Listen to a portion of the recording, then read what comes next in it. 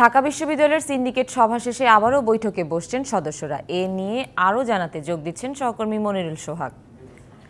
সোহাগ, syndicate সভা শেষে আবারও বৈঠকে বসার কারণ কি? আপনি জানেন যে আসলে বেলা সকাল 10টা থেকে আসলে মূলত এই বৈঠকটি শুরু হয় উপাচার্য কার্যালয়, এবং সেখানে প্রায় ঘণ্টাব্যাপী কিন্তু বৈঠক চলে সিন্ডিকেটের। তবে সেই বৈঠক শেষে করা নিরাপত্তায় বের হয়ে উপাচার্য সহ সিন্ডিকেট মেম্বার যারা রয়েছেন তারা উপাচার্যের বাসভবনে প্রবেশ করেছেন কিছুক্ষণ আগে, এবং সেটির সামনের দৃশ্য আপনি দেখছেন। ব্যাপক নিরাপত্তা ব্যবস্থা এখানে নেওয়া হয়েছে।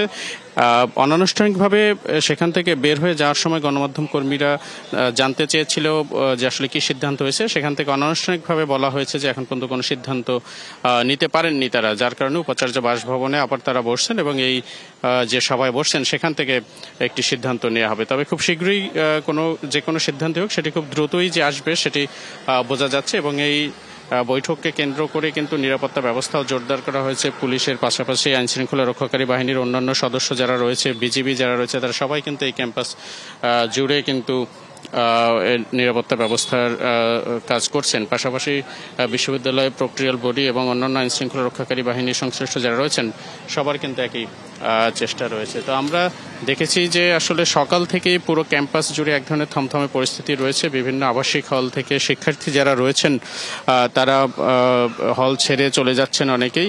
নগদের কাছে সব গ্রাহকই প্রিয়, তাই তো সারা দেশে ক্যাশ আউট চার্জ সবচেয়ে কম।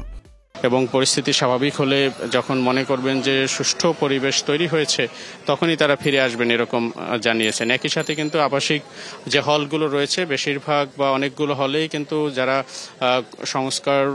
কোটা সংস্কারের আন্দোলনকারী রয়েছেন তাদের নিয়ন্ত্রণে গিয়েছে বেশ কয়েকটি হল, এবং পুরো ক্যাম্পাস জুড়ে যে থমথমে পরিস্থিতি সেটি যাতে আর কোনো ধরনের অরাজক পরিস্থিতিতে না পৌঁছায়, এ ধরনের ঘটনা যাতে না ঘটে, আর সেটি আসলে নিয়ন্ত্রণের জন্য আইনশৃঙ্খলা রক্ষাকারী বাহিনী এবং বিশ্ববিদ্যালয় প্রশাসন সেই চেষ্টা তারা করছেন। তবে এখন যে বৈঠকটি চলছে সেই বৈঠকটি আসলে কতক্ষণ চলবে, খুব অল্প সময়ই শেষ হবে নাকি আরো লম্বা সময় ধরে চলতে পারে, সেটি আসলে এখন পর্যন্ত বোঝার কোনো উপায় নেই। গণমাধ্যম কর্মীরাও এখানে রয়েছেন, নিশ্চয়ই সেই বৈঠক শেষ হলে সিদ্ধান্তটি জানা যাবে। তবে অনানুষ্ঠানিকভাবে এখন পর্যন্ত যেটি জানা গেছে যে ইউজিসি যেহেতু সকল বিশ্ববিদ্যালয়ের ক্ষেত্রে বন্ধ ঘোষণা এবং হল খালি করার নির্দেশ দিয়েছে, সেই নির্দেশনা বাইরে সাধারণত কোনো বিশ্ববিদ্যালয় যাবে কিনা সেই বিষয়টি আসলে দেখার ব্যাপার। তবে ঢাকা বিশ্ববিদ্যালয় প্রশাসন কর্তৃপক্ষ তারাও চাচ্ছে কোনো ধরনের অরাজক পরিস্থিতি না হয়, যাতে একটি সুষ্ঠু সমাধান এবং শান্তিপূর্ণভাবে যাতে সামনের দিনগুলো কাটে এই চেষ্টা সবার রয়েছে। তো এই ছিল ঢাকা বিশ্ববিদ্যালয় থেকে এই মুহূর্তের খবর।